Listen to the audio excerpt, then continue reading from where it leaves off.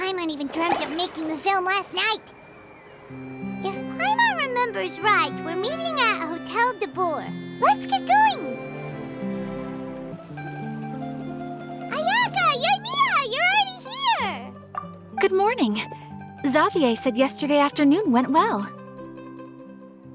Yeah, and how about you, Ayaka? What were you up to yesterday? After we split up, Ayato went to see Udex Nervillette at the Palais Marmonia. I was originally thinking of going with him, but he said he could manage it himself. He told me to go see the sights around Fontaine and to enjoy the local culture. So I rode the aqua bus with Yoimiya and visited the opera house on Aranias Island. Yeah, you wouldn't believe what we saw there! 2 mechanical puppets that were dancing together! You've already seen them, right? Yeah, those two! Amazing, aren't they? We sat and watched for quite a while. It was mesmerizing, like we could keep watching them forever. Oh, it was the same for us the first time we saw them, too! Afterwards, we went swimming at the beach! Well, diving, to be exact. It was the first time I ever breathed underwater! I held Ayaka's hand and we counted down together. 3, 2, 1, and then splash! We were beneath the waves.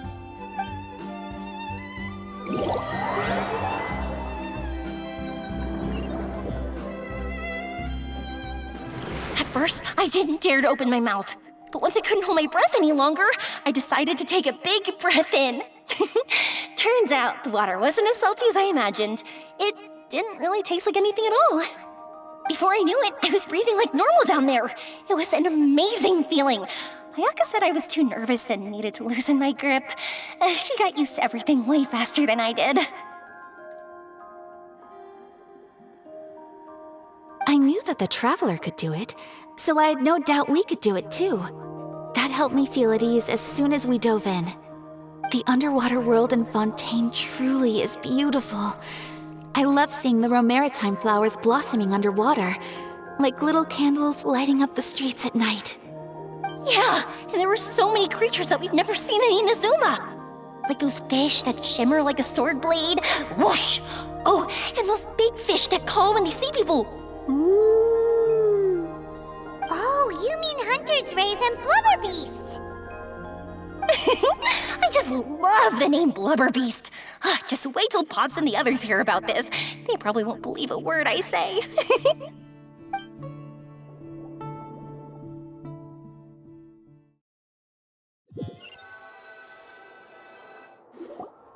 Yoimiya was down there for quite a while. It was dark before we finally rode the aqua bus back to the city. I figured she'd want to sleep in today. Yeah, even I was worried that I wouldn't be able to get up. I still felt like I was drifting in the waves when I went to sleep last night. But as soon as I woke up today, I remembered that we'd all be shooting a film together, and I was ready to go. Speaking of the film, where's everybody else? My brother and Xavier were speaking to the restaurant owner about using the place as a filming location. They should be here soon. As for the others, We're here. Please excuse my tardiness. I just finished the Special Patrol's 6-mile morning jog. Wait, 6 miles? I'm so tired. I heard you all chatting, so I decided to come down. I sure could use some of that endless energy everyone else has. Good morning, everyone. Morning. Can someone fetch me a cup of coffee? More milk, hold the sugar. Sure, I'd be happy to do that for you. No, you can't go anywhere. Please, have a seat over here so I can get started on your makeup. The last thing I want is coffee stains on my costumes. I can get the coffee. It's the perfect job for an assistant.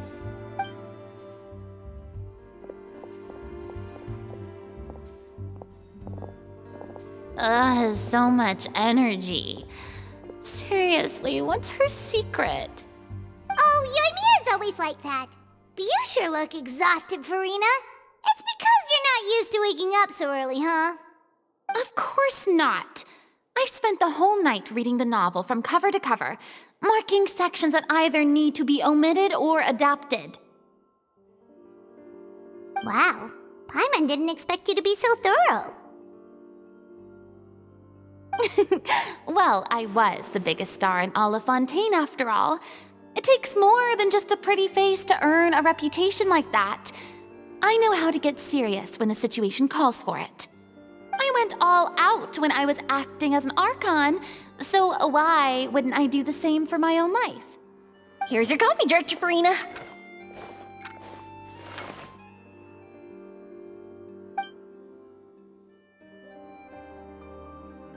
Oh, thank you.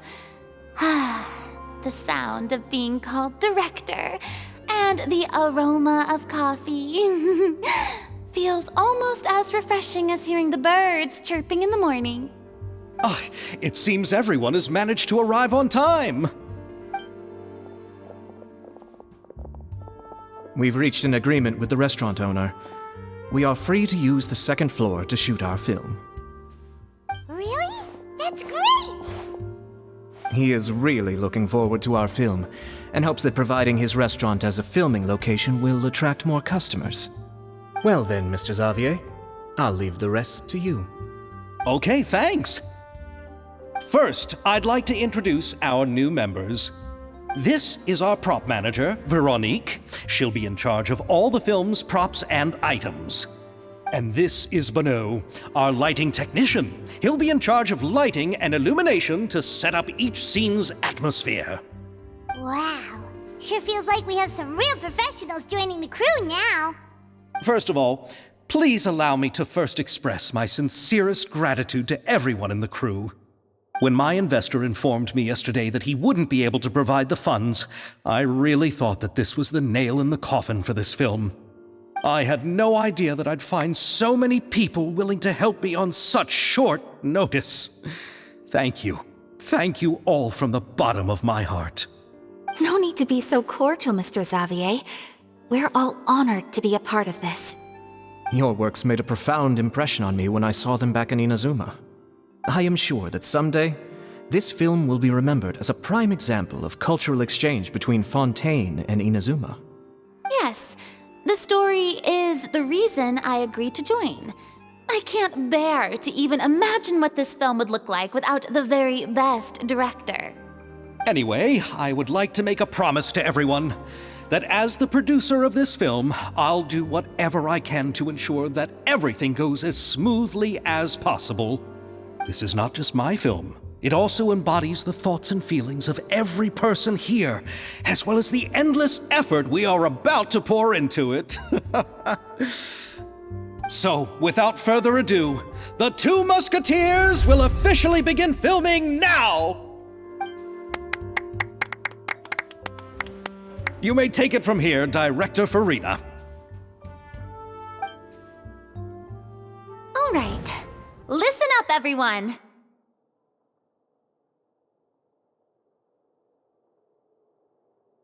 The first scene takes place when the two young musketeers are living at the Baron's home, still unaware of all that is about to happen to them. We'll need props and lighting to set the scene. Our lead actors can go get their makeup done, and extras, please take this time to go over your positions. Whoa, seems Farina's really kicking things into gear as the director. Is everyone clear? I don't want anyone traipsing around the set like umbrella finches. All right, cameras will start rolling as soon as the set is ready. Let's make a film that'll make some serious waves in Fontaine. Not the kind of waves that drown people. I mean, the good kind of waves. Seems like she's still a bit traumatized by that. Anyway, let's go see if there's anything we can do to help.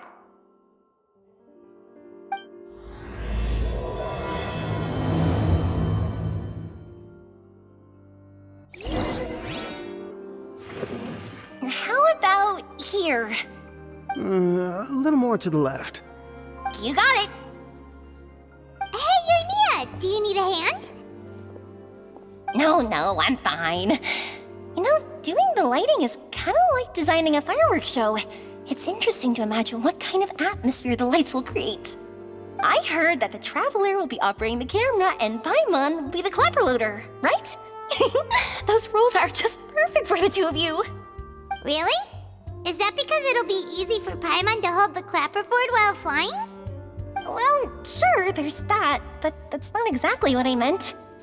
I just think that after all your journeys together, you two must have developed a super close bond and just naturally know how to work with each other. If I'm not mistaken, the director will want the cameras rolling as soon as the clapperboard goes clack.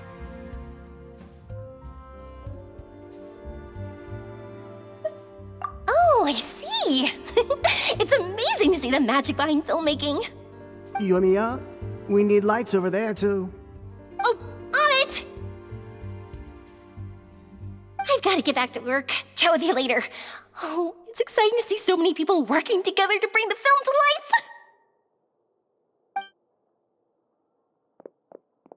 Seems like Yumiya's really getting into it. But she was right. We do have a super close bond, don't we? Paimon's really happy to hear that.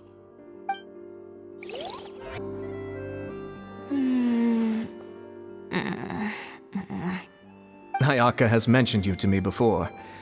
She said that you two were great friends when you were kids. No talking. I'm thinking about how to do your eyeshadow. Ah, yes. To help me really look the part. To achieve a more young and naive look for this scene. Are you saying the wrinkles around my eyes are too deep? You just have too much of a calculating look in your eyes. You sure don't mince your words. It seems you really haven't changed much. Quiet. So, this is a real musket? No, it's just a prop weapon. Not bad. Have you seen a real musket before? Only in books and newspapers. I made this one based on the relative shape and proportions I saw in reference images. When we're filming, some special gunpowder will be applied around the muzzle, which will help create the flash and smoke effects of a real gun being fired. Which means it'll be up to the actors to portray the recoil. That's right. The sound effects for gunshots will also be added in post-production. Thank you, Veronique. I think I know where to start now. However, the musket's gears and firing pin could still use some work. Adding some wear on the metallic components will make them appear more realistic. Also, be sure to rub the muskets with some oil each time before we start shooting. That'll give the impression that the firearms have been well maintained. Good point. You seem to know a lot, Miss Chevres. I assume you use these types of firearms on a regular basis? Yes, I perform routine maintenance on my weapons every day. Just like we as people need to eat and sleep, muskets need to be cleaned and maintained. I also perform similar care for my sword every day, and familiarize myself with its shape and weight, to the point where it feels like a natural extension of my body. Yes, this way, our weapons will never betray us in the heat of battle. Yes, well said. It seems we have the same philosophy on this topic. Oh, sounds like they found a common interest to talk about. Though these props differ from the muskets I use, I can still give you some pointers. Good. I look forward to your instruction. First and foremost, never point the weapon at anyone, regardless of whether it's a real or prop weapon or whether you're holding it or it's on the table. This holds for any time when you're not actively engaging an enemy. Okay, understood. When aiming the musket, extend your arm so that it's level with your shoulder, and use your eye to look down the weapon's sights. Like this? Not bad. Now, try saying your lines. This is the end of the road for you. Good. Now turn your body a little. That way, you'll give your enemy less of a target to work with. And relax your shoulders. Here, allow me to demonstrate. This is the end of the road for you.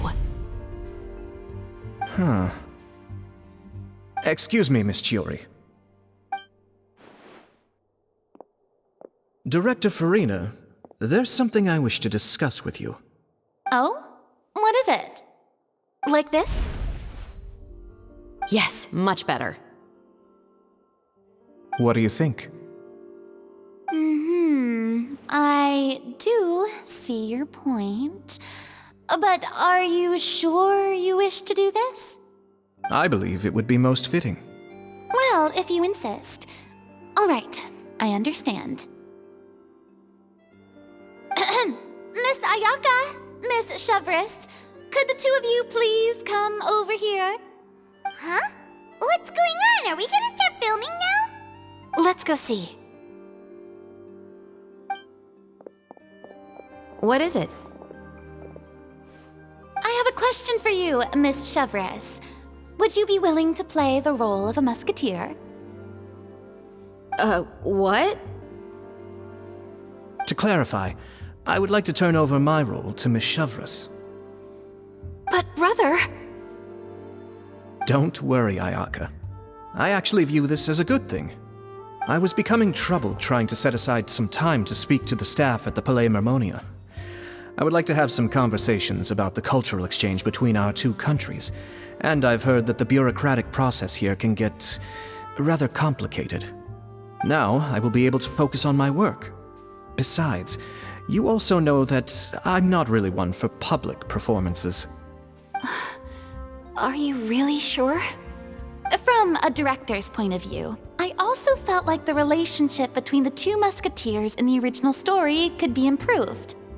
The older brother in the story plays the lead role with his overbearing character, but this causes his character to overshadow that of his sister, and the theme of the two supporting and relying on each other isn't conveyed very well. But if we were to change the siblings to two sisters of a similar age, then that aspect of the story might come through more clearly. Also, I've seen you instructing Ayaka. That cold and dignified personality is exactly what we need for the older musketeer. Of course, even with all these insights, the decision should still be made by Miss Chevres. Chevres mentioned that she really likes the story, right? Paimon bets that she'll take the role. All right, I'll take the role. Good. It's decided then. I'll get started on making edits to the script. We'll also need to make some immediate adjustments to the lighting, props, and costumes. I have a feeling that our adaptation will be even better than the original story. You're doing a great favor for me, Miss Chevres. You have my gratitude. Don't mention it. I like this character, so if anything, I should be the one thanking you. Well, since my brother is the one who brought up the idea, I suppose there's no need to worry. Let's go, Miss Chevres. I look forward to working with you. Please, just call me Chevres.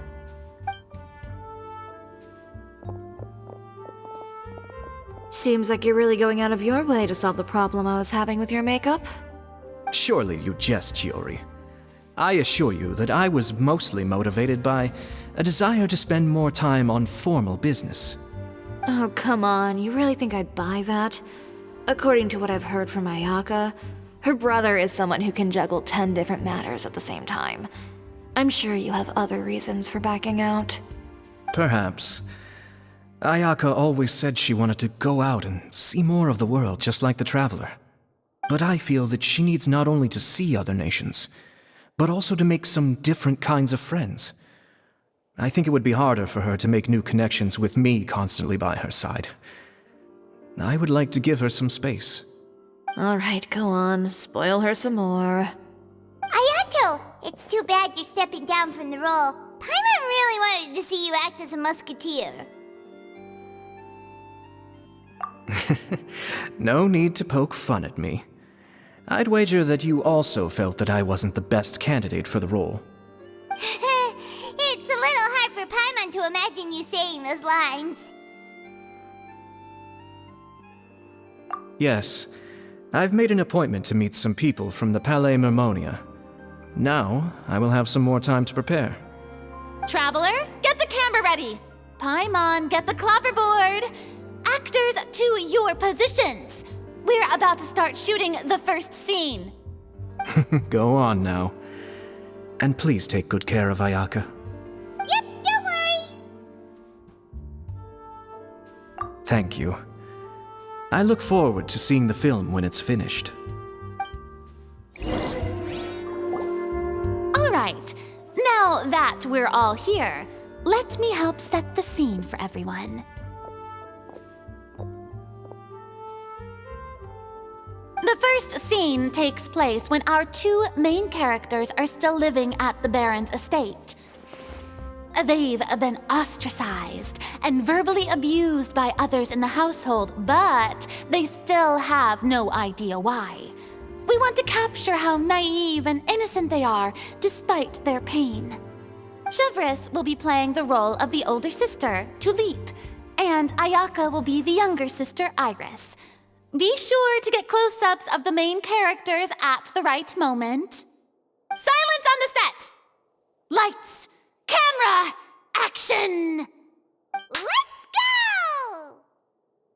Tulip, Mother's been out for quite a while now. Perhaps she went to pick some flowers on the way home. You know how she loves flowers. Iris, Tulip, I'm home. Mother! You were out for so long, we were beginning to worry about you. I'm sorry, but I'm back now, safe and sound.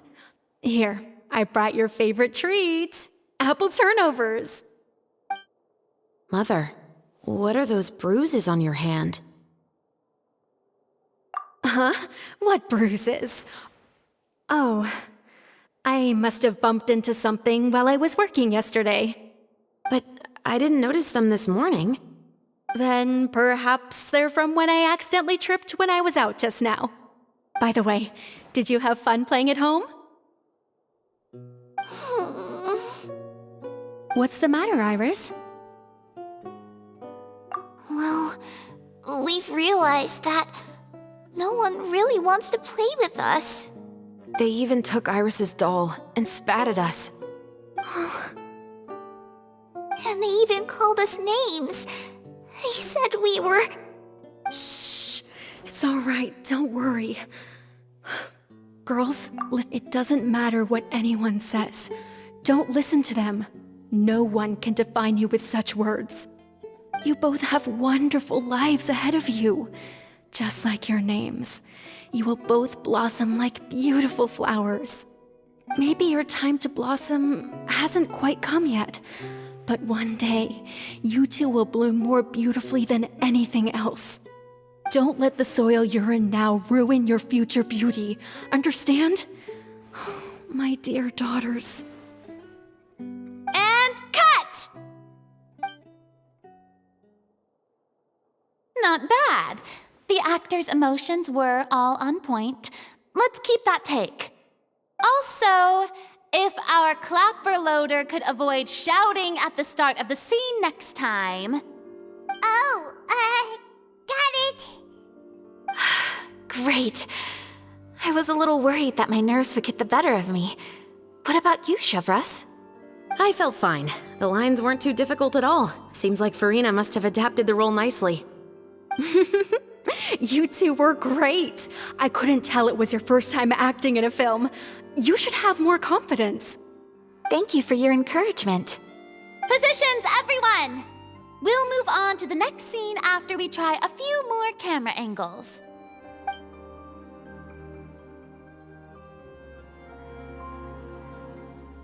This scene is when our two characters return home, only to discover their mother has been murdered. Ready? Lights! Camera! Action! Mother, we're back. Mother?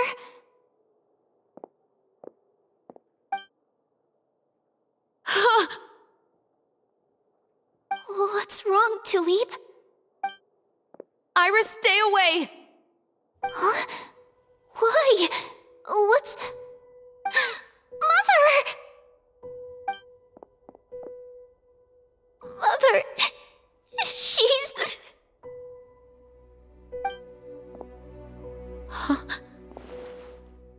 There's poison in this cup. Oh, I could have sworn I've seen this kind of cup before. Those aristocrats. They didn't even try to cover up their actions.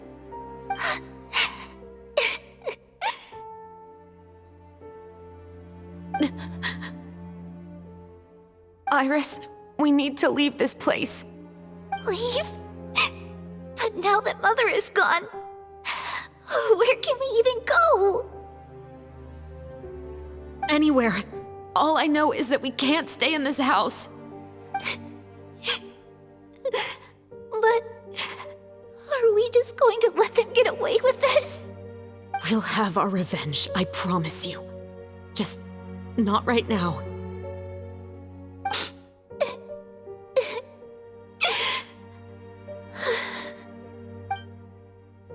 Come on, let's go. No, wait. We can't just leave Mother here like this. At least let me leave this rose with her. That's why we went out in the first place. To buy her this flower. All right.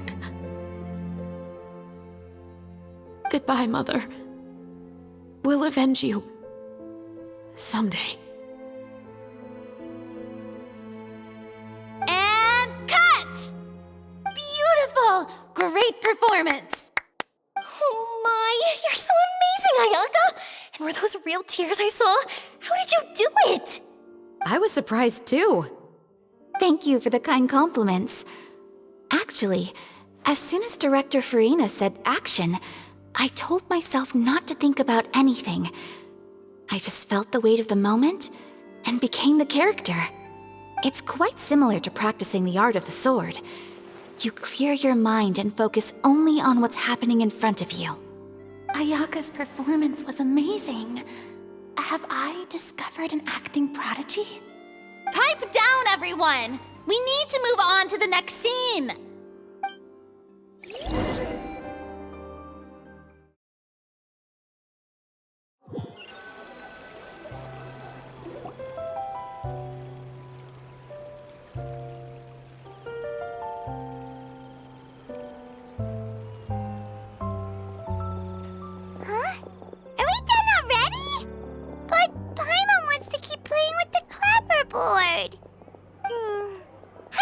Traveler. Is your arm sore from holding the camera all day? Good work, you two. You too, Chevres. You were quite the actress today. I've read this novel many times before. I have a good grasp of my character's mindset. Anyway, do you remember my request from yesterday? Oh, right! We were having so much fun that Paimon nearly forgot! You have a case where the murders seem really similar to the cases in the novel, right? So, how are they similar exactly? In the story, the main characters grow up to become two musketeers, always using their guns to carry out their revenge. And on each of the victims, they place a rainbow rose as a signal that they've returned.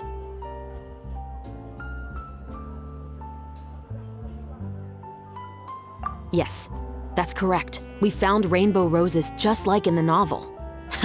Seems like you're connecting the dots now. Oh, that does sound pretty concerning. Especially after seeing the script today. Oh, now Paimon can't stop wondering what kind of ulterior motive the murderer might have. What do you think, Traveler? You're smart. Paimon wants to hear your thoughts. Good. On behalf of Fontaine's Special Security and Surveillance Patrol, thank you for your dedication to justice. There's no time to lose. We should start investigating right away. Follow me. Huh? Right now? Well, we just got done filming all day. Paimon's so tired. The most valuable intel always comes after nightfall. They are like small, remote islands in the middle of the sea. If you don't stay vigilant, you will pass right by them in the fog. That's how one of my favorite books always puts it, at least. So, where are we going right now? Let's start by checking out some workshops that sell mechanical components. If the culprit is making their own weapons, it's very likely that they'll visit those sort of places. Welcome to Le Show's Clockwork Workshop. How can I help you? Hello. I'd like to know if anyone has purchased some special components lately. Special components? Sorry, could you be more specific? I mean the kind of components that aren't typically used for clockwork toys, but for firearms. Huh? For firearms? No, we don't sell those sort of things here. Don't misunderstand. I'm not here to cause any trouble. We are merely investigating a case, and we're hoping that you could cooperate. Well, to be completely honest, I'm not even sure what kind of components that would entail. Has anyone ever purchased components here as an individual rather than on behalf of an organization? We have a lot of customers who buy toys, but those who buy components are all regular customers who buy in bulk on behalf of their organization. Is that so? I understand. Thank you for your cooperation. You're welcome. It's the least I can do. Oh, hey, Chevres. Run out of oil for your musket again? Hello, Estelle. I want to know if anyone has come to your shop recently to order some firearm components. Oh, is this another case? Let me think. I don't think so. Some people have requested that I make some prop guns for the Fontanalia Film Festival, but I refused all of those requests. Oh? Why's that? Because there's no profit! I only make things here that can do some real heavy lifting. I don't have the energy to make some new molds just for the festival. Then has anybody come specifically looking for mechanical components? Well, I usually sell off my scrap to the Flёv Sandr. I don't typically give them to one specific person. I understand. Thanks for your cooperation. Don't mention it. Always happy to have the Musketeers' patronage. Seems like we haven't found any leads to go off yet. Yeah, unfortunately. All right, let's head to Flёv Sandr next. Huh? Are you sure? People might not be so thrilled to see the captain of the special patrol there. You think so, huh? Then I guess you don't know. Huh? Know what? That I grew up in Flёv Sandr. What's all this? Some broken planks and barrels, as well as some liquor bottles? Yes, but have a closer look, Paimon. Even though somebody has purposefully tried to clean them up, these are obviously marks from musket bullets. In other words, someone was here trying to improve their shot. They were using the barrels and bottles for target practice. Could it have been the killer? Your guess is as good as mine. Although many people at Flёv Sandr own guns, few hide the fact from others. And even fewer would go to such lengths to hide markings from practice shots. Anyway, let's go. There might be more to this. Hello, I'd like to ask some questions. I don't know anything.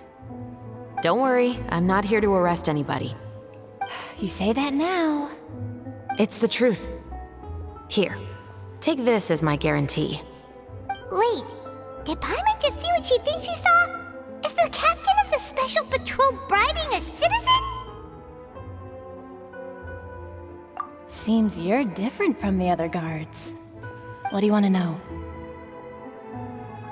Have you heard anything related to muskets in Flёv Sandr lately? Anything at all? Muskets, huh? All I know is that about 2 weeks ago, we started hearing some loud noises at night. So loud that it's been waking me up. Were they gunshots? Possibly. It's hard to tell around here. Someone's house collapsing, a pipe exploding somewhere, it's all the same. But the noises I'm talking about definitely happened after I fell asleep. Do you know where the noises were coming from? I don't remember clearly. Is it that you don't remember, or that you need to think about it some more? You tell me. Then please, think about it some more. She's giving her even more. The noises came from the end of the southern waterway. I came out and had a look for myself when I wasn't sleeping well, but I didn't dare get too close. That's all I know. All right, I'll take your word for it. Thanks for the pâte de fruits.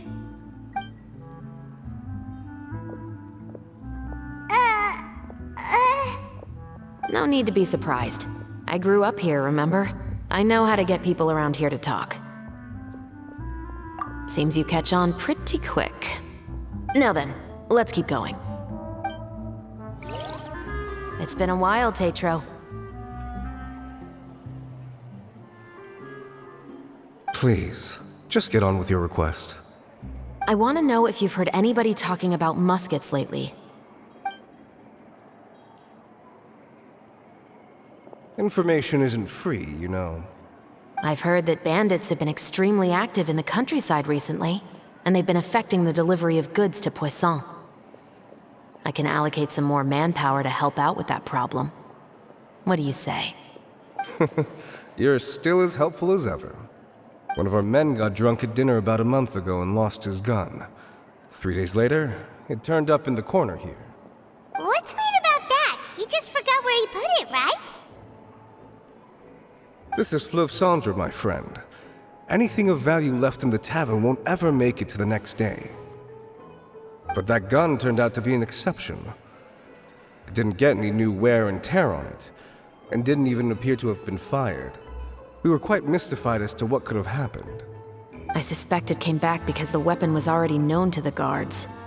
You mean, a criminal was afraid the Marechaussee Phantom would use the shot marks to track them down? Maybe. But if that's the case, the culprit really took great care to avoid getting caught. I didn't say anything about a criminal. In Flёv Sandr, knowing who was killed is as easy as knowing what clothes you're wearing today. It's the guy living in the east side, isn't it? I've never liked him. Every time he's here, he just orders a drink and sits there with a nasty look in his eyes. So, who was the one who lost the gun in the first place? Don't bother. Even if you ask, he wouldn't admit to owning a gun to some strangers. Not to mention the captain of the Special Security and Surveillance Patrol. He's right. I know you grew up here, Chevres. Even though you're on good terms with the Spina, you've still been gone too long. Not many people know you here now, and a lot of people don't like the Special Patrol. I know. So take my advice and don't show your face too much around here. It's for your own safety. I'll come and go as I please, and I'm afraid I'll be appearing more often due to my work. All right. Don't say I didn't warn you. Seems like that's all we'll be able to uncover for today. Paimon feels like we managed to learn a lot more here than up on the surface. Yes. Assuming that everything we found is indeed connected to our suspect, then their timeline was probably something like this. A month ago, our suspect found a gun and took it home to disassemble it. Once he'd figured out its mechanics, he brought it back. In the following weeks, he used some parts to create his own makeshift musket, and took it to the Flёv Sandr for target practice. Then, a few days ago, he found his target and carried out the murder. Once the deed was done, he left a rainbow rose on the body, just like the scene in the novel. That all makes sense to Paimon, but we're still no closer to figuring out the killer's identity! The deceased was a resident of Flёv Sandr. It's said that he was a poor, solitary man.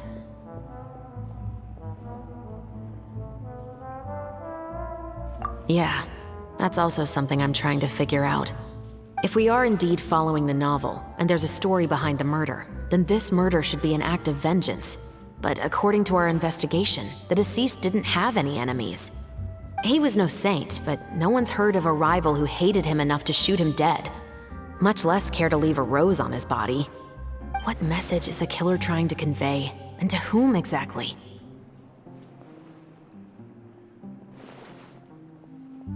We've thoroughly investigated that possibility. He claims to have spent the whole day at the Opera House on the day of the murder, and the staff there have confirmed his account. Okay, so he has an alibi. Not only that, he lacks a credible motive as well. He has a family of his own, and both of his parents are still alive. I've looked into his records. He was adopted at the age of 6, and all the proper procedures were followed. There are also records of him at an orphanage before then. In the story, the mother of the 2 musketeers was murdered after the children turned 10. Of course, he could have changed the children's ages, but I don't want to assume anything without evidence. More importantly, I've also had a chat with him in person. He didn't seem like the kind of person who would pull the trigger to kill a man. Then, what should we do now? We have all this new information, but it doesn't help us move forward. Investigations take time. I didn't expect us to catch the culprit in just a single day. How about this? Let's spend the next few days filming with the crew. We can continue the investigation once we're done with the film. I'm sure that given time, new leads will present themselves. Wait, but weren't you saying Intel is like small, remote islands in the middle of the sea just a moment ago? Wouldn't you just miss them if you were to stop looking? Ah, but the book had more than one reference to the islands, Paimon. Oh? What else did it say then? As long as you spend enough time sailing through the fog, you'll eventually come across an island.